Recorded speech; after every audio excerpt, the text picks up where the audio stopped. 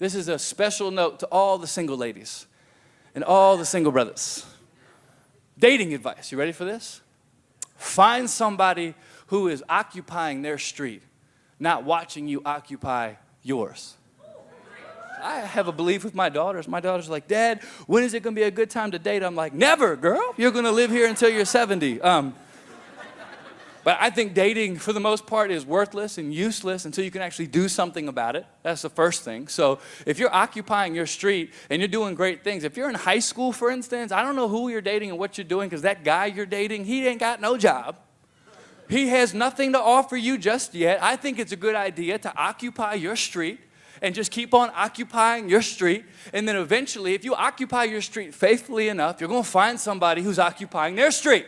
But here's what happens when people get a little bit lonely, especially when you start talking about single adults, which my church is full of. Like, it's one thing to claim purity, occupy my street. But you go through 2 Februaries of like Valentine's Day with your parents, and then it's like,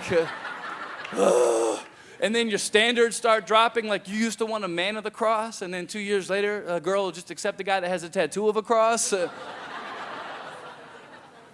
My belief is that you can occupy your street in such a way where when you start getting romantically inclined, you don't have to get off your street and go search for somebody else. Oh, but he's sweet though. I don't care if he's sweet. Oh, but she's a good girl. A good girl, first of all, you want somebody who's about Jesus in such a way where the only way you can find this person is if you go so deeply into the things of God, because that's where they occupy all their time. I don't know what that is. You want to know, my dating advice is this. You ready? Listen, all the single people in here, in there. Here's how I believe you should occupy your street as a single person. You just run and you serve God. You're running. This is me running. And you pick your head up once in a while and you look around. If you see anybody that you think is attractive and they're occupying their street, you look down and keep running again.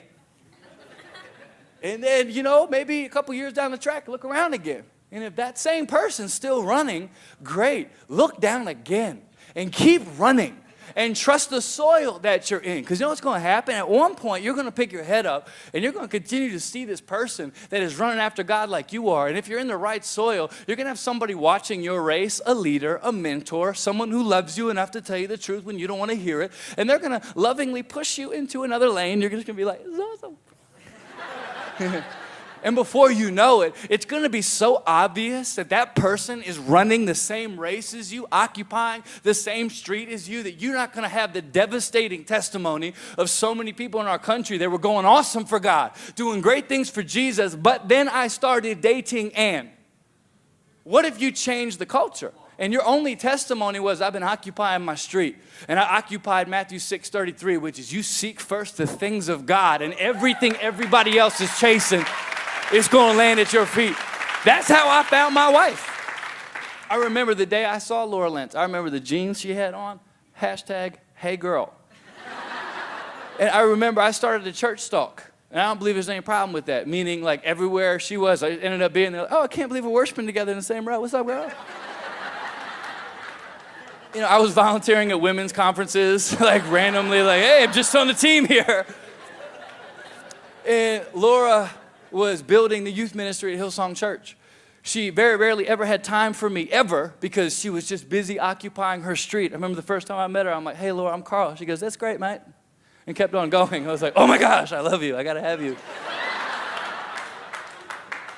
But if somebody you are interested in when you are down the road is really available, you might want to check why they're so available.